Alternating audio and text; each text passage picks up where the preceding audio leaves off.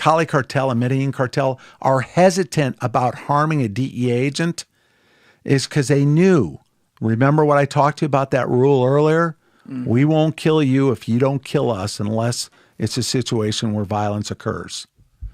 They realized that if they killed an agent, they would undercome the wrath of the government 10 times stronger than it already was. And that's what happened with Kiki Camarena. They have not stopped that investigation to this day. Well, I assume you know some of the background there as far as like why that might not be getting fully solved or fully litigated. I've watched that documentary too, and there's a lot of different angles we could take off of that. And let's not go there today. But I will tell you that there are some allegations there was corruption. I don't quite believe that with the agent, number one. Is there a way to deny that the guy who was torturing him and for people who aren't familiar with the story of Kiki Camarena, he was a DEA agent working in Mexico in the 80s. He was abducted, tortured, and then killed by the cartels. And that's the very truncated, short way of putting it. But I forget maybe it was something Rodriguez or Jose something, but there was Felix Rodriguez, that's it. The man who tortured him, I think he was doing the torturing in the safe house, which he was then killed, was revealed to be a CIA asset. Is there anything to deny that? I have watched the same thing, and what I did when Kiki was killed, it was I was a brand new agent. And so I wasn't in Mexico, but obviously you learn the story over and over and over and over, and you study it and you're educated about it, and you learn from that case. And that story came out about the CIA operative that supposedly tortured him, and that CIA operative has denied it many, many times over. I don't know.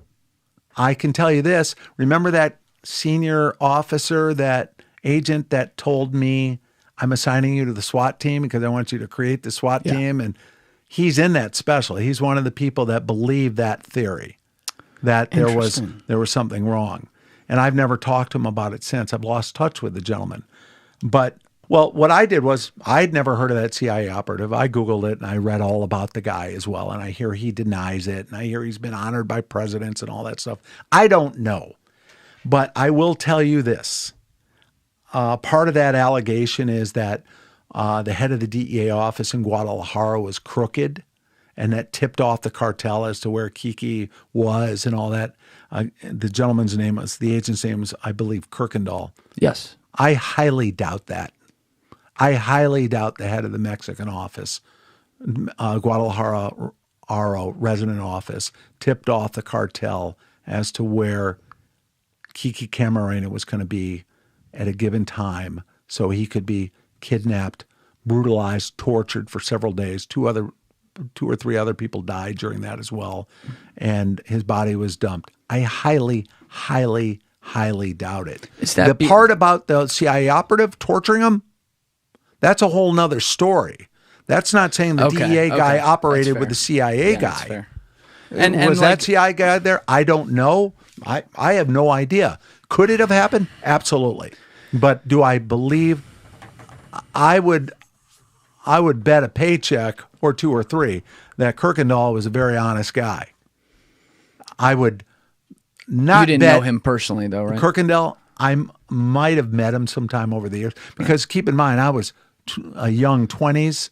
And he's a senior agent. He's probably well into his 80s by now. I think he was also an advisory producer on Narcos Mexico. I'll check that. But I'm not sure. But the other part of it, the CIA operative, if he was operating and working with the cartel at that point in time and involved in torture, I wouldn't bet any money on that because I have no clue. Could it happen? Absolutely. Could it have not happened and it's all put together in some sort of Hollywood form? Yeah. Sure. Yeah. But I'm just going to stick up for the one agent. Okay. I highly doubt. That's fair. I highly doubt. And just one quick follow-up there. Is that a bias towards the fact that you worked with a lot of great people at the DEA and you're making that assumption? Or is it because you think that it's completely it wouldn't have been possible for him to pull that off. Or I both. think we have enough assets out there that we would have been able to figure out if he was corrupt before, during, or after that. Number one. Number two is, yes, I have worked with a lot of great people. And the idea of taking money in corruption versus having a colleague that you work for and responsible for brutally tortured and executed. I don't know if you know, when they kidnapped Kiki Camarena and beat the crap out of him and ultimately killed him that way, they didn't kill him by traditional means.